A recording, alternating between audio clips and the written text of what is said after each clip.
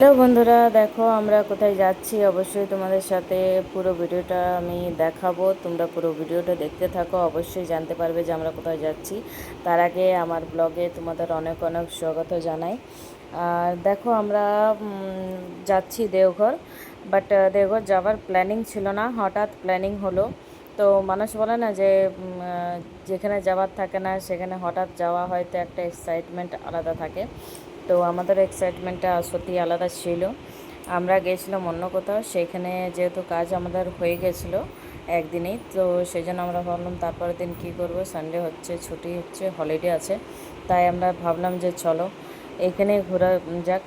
তো ফাইনালি আমরা দেওঘর পৌঁছে গেছি।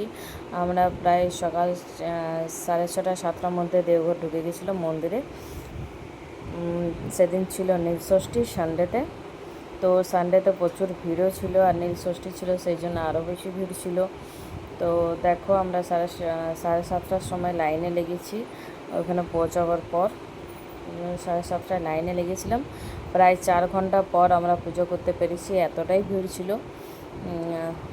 তো 7:30 থেকে 11:30 তক, 11:30 পর আমরা পুজো করেছি।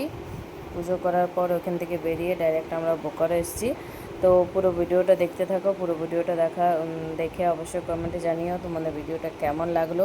আশা করি তোমাদের ভিডিওটা অনেকটাই ভালো লাগবে। আর প্রথমত বলবো যে নীলষষ্ঠীর দিনে মহাদেবের পুজো করাটা খুব ভালো, কিন্তু একটা বাবার ধামে যে পরে পুজো করা সত্যি একটা মানে বাবা না ডাকলে হয়তো এটা হতো না। তো আমাদেরকে সত্যি হয়তো ভগবান ডেকেছিল, বলে না কথাতে যে ঠাকুর না ডাকলে হয় না।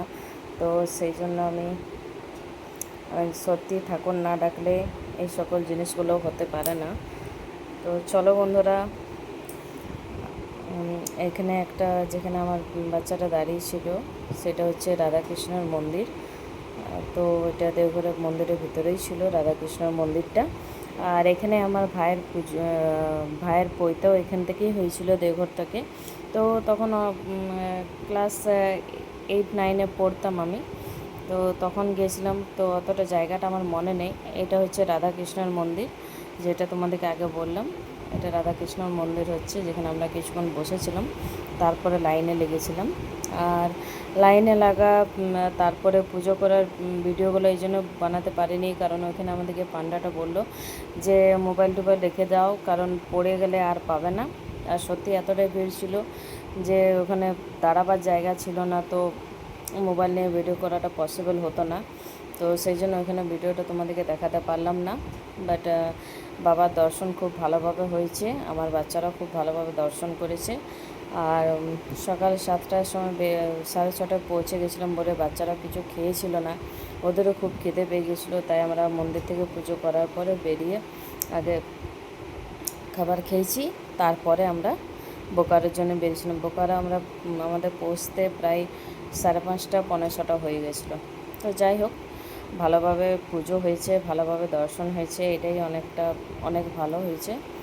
আর এখানে অনেকটাই দেখো পইতে হচ্ছিলো, কেউ মুন্ডন করাতে এসছে, কারো পইতে হচ্ছে, অনেক যজ্ঞও হচ্ছিলো অনেক জায়গাতে। তো পুরোটা মিলিয়ে ভালোই লাগলো।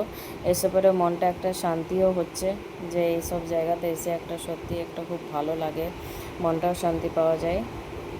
তো চলো বন্ধুরা, তোমাদের ভিডিওটা কেমন লাগলো অবশ্যই কমেন্টে জানিও।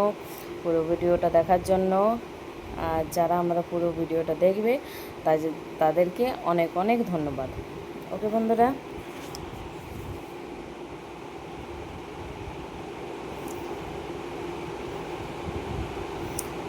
বন্ধুরা, হর হর মহাদেব।